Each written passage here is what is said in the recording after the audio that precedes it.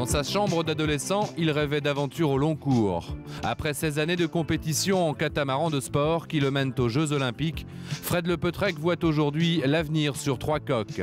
C'est un rêve de gamin qui se réalise pour s'être habitué des podiums. Triple champion de France en tornado, 3e au mondial en 1992. Les bateaux océaniques, Fred les découvre à la fin des années 80, avec Philippe Poupon, Loïc et Bruno Perron ou Jean Morel comme tuteurs.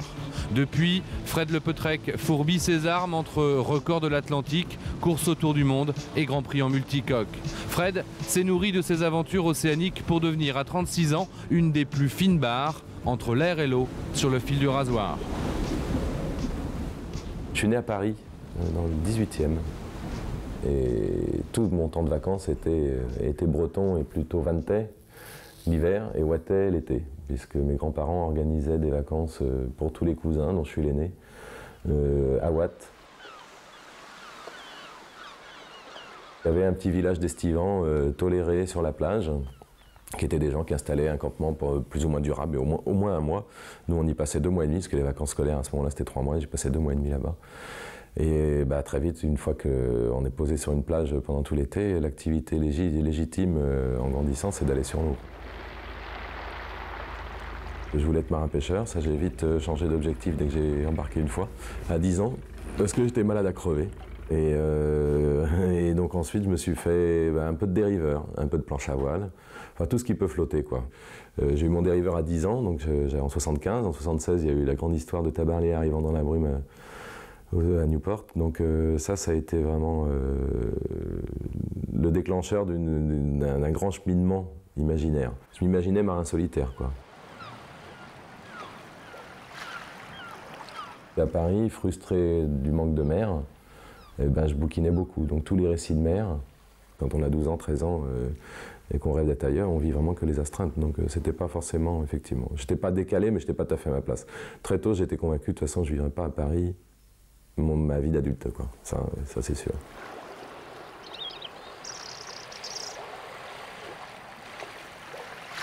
Là, on est dans le fond du golfe, du Morbihan. On est sur la commune de Séné.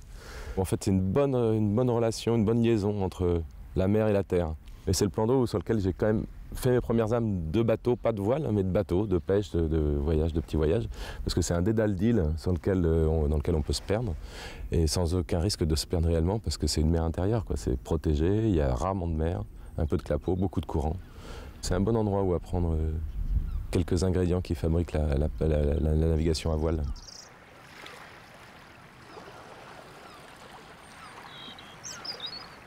Très tôt après le bac, j'ai été peu convaincu par l'intérêt pour moi de faire des études poussées. J'avais une trop grande impatience de passer, non pas à la vie active professionnelle, parce que c'est pas ça que je vivais, mais vivre des expériences et à travers le bateau. Je voyais très bien autour de moi des adultes qui avaient enterré un peu leur projet de voyage en bateau, de manière générale, et qui avaient un mal de chien à réunir les conditions pour qu'à 35-40 balais, ils puissent le faire. Donc je me suis dit, bon, là, je le fais maintenant, je ne sais pas où ça mènera, de toute façon, ce sera riche et intéressant, j'ai besoin de rien, j'y vais, je me casse.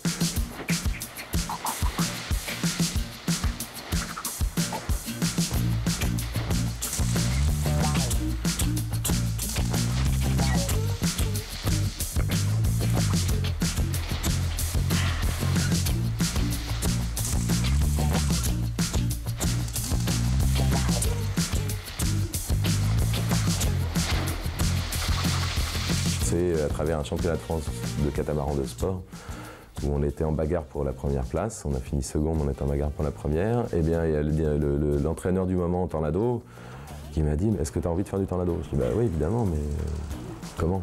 Tu trouves un bateau et tu navigues et les entraînements sont ouverts, tu peux venir. » Et on a commencé à naviguer avec le groupe Équipe de France de l'époque en février 88. Donc en tornado, juste avant la préparation, avant Séoul.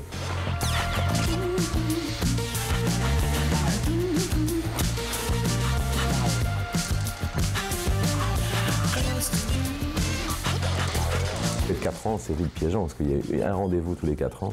Donc quand on le loupe, on prend une couche de 4 ans, quoi. Et sur des cycles de 4 ans, c'est pas évident, il y a des histoires d'amour, il y a des enfants, il y a des difficultés financières, le choix de travailler, de rejoindre la terre et de bosser vraiment. Donc c'est assez compliqué d'organiser ça. Ce qui est plus compliqué à organiser, c'est l'argent dont on a besoin soi-même pour vivre. Payer un loyer, manger, s'habiller, voilà, et s'acheter ce dont on a besoin pour grandir, quoi. Donc ça, c'est le plus compliqué. D'arriver à ce niveau-là, d'arriver à avoir une médaille à un championnat du monde, d'être classé dans les 3 premiers équipages au niveau mondial, d'avoir 3 titres de champion de France, puis ensuite de se retrouver au jeu, c'était déjà un fantasme. Moi, on était au top niveau, quoi. Au top niveau les plus fines barres, les plus fins tacticiens, les plus fins régleurs, les plus fins metteurs au point, et machin. Donc déjà c'était un vrai rêve dans ce sens-là. Donc là, ce qui se passe là maintenant, de faire un tour du monde, d'embarquer avec un 60 pieds, de faire une transat avec un 60 pieds, de faire une course un jour avec un 60 pieds, c'était totalement un rêve.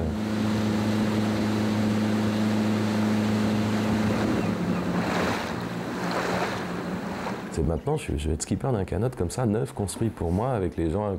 Je vais pouvoir choisir les gens avec lesquels organiser et tout ça.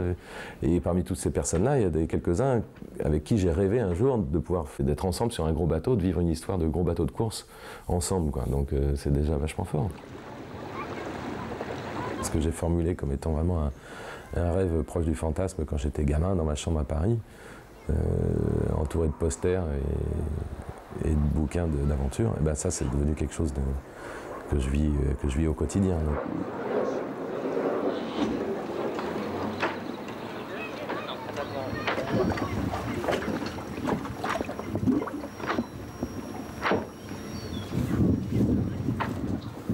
Moi, ce qui me plaît par-dessus tout, passionnément, c'est de naviguer en multicoque, parce que je trouve que la mer prend une autre dimension en multicoque, quoi. Il y a une dimension très aérologique, quoi. Donc j'aime beaucoup ça. J'aime beaucoup cet espace, cette interface entre l'air et l'eau, là où navigue le multicoque, quoi. Ça, c'est vraiment quelque chose qui me plaît beaucoup. S'il n'existait que des monocoques, je pense que j'aurais pas investi toute mon énergie là-dedans, ça c'est sûr. Genre, on aurait fait une passion peut-être de croisière, de régate, de temps en temps comme ça, mais j'aurais jamais exprimé ça avec autant de violence, quoi.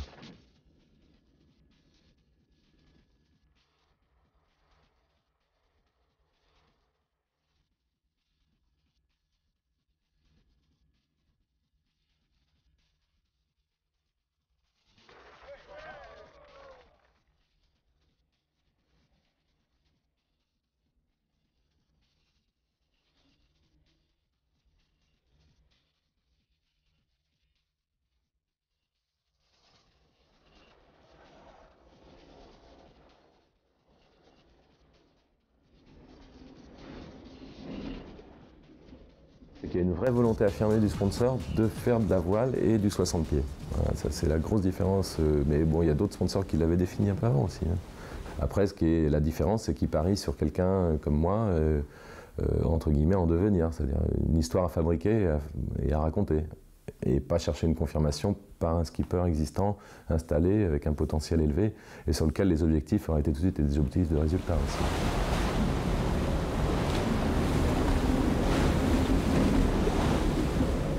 Moi, j'avais envisagé de faire un jour une route du Rhum, pas forcément aussi vite, mais tant mieux, quoi. Mais effectivement, je ne vais pas prendre le départ de la route du Rhum pour gagner, quoi. C'est pas moi, si je fais second, je serais plus que content. Donc c'est pas l'objectif, c'est pas de gagner, c'est d'arriver de l'autre côté, de faire une belle traversée qui servira de base d'apprentissage pour moi, pour le bateau, pour toute l'équipe, pour préparer les années qui s'écoulent après, quoi.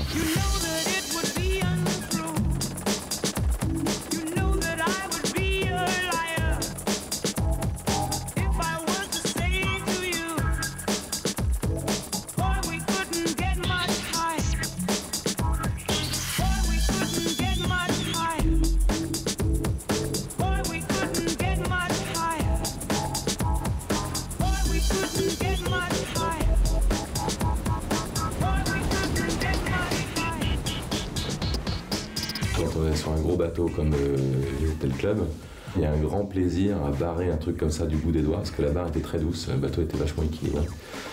Barrer un truc au bout des doigts, barrer 20 tonnes à 30 nœuds, 35 nœuds, dans la houle, à l'échelle de ces bateaux-là aussi, parce que dans le sud, l'Atlantique ne nous a pas offert de houle à l'échelle du bateau, mais là, quand vraiment la carène peut être sur une longueur de vague, avec encore une longueur de carène devant et une longueur de carène derrière, là, ça devient vraiment du surf avec un engin super puissant, quoi.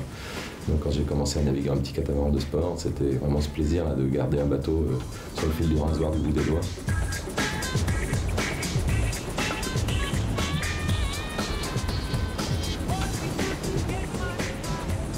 Il y a quelque chose maintenant sur les bateaux qui s'appelle le mail. Maintenant, donc on a pu communiquer par mail avec mes enfants et ma doudou. Par contre, ça c'est pas quelque chose d'évident parce que c'est vrai que la liberté de penser qu'on peut avoir dans le sud, en mer en général, mais là c'est encore renforcé un peu dans le sud par la durée peut-être, par l'éloignement, par les éléments, la sollicitude physique, etc. Tout ça. Enfin bon, fait que les cheminements de pensée qu'on peut avoir, on peut pas forcément les exprimer parce qu'on peut pas balancer ça à quelqu'un qui vit à terre. Qui a besoin d'être rassuré un peu, on devient un peu esprit libre là quand on est là-bas, quoi, un peu. Moi j'ai eu le sentiment là, en tout cas, je sais pas si la deuxième fois sera la même chose, mais j'ai eu le sentiment d'avoir une vraie liberté d'esprit, de pensée, de recul sur tout, sur la globalité du globe sur lequel on vit.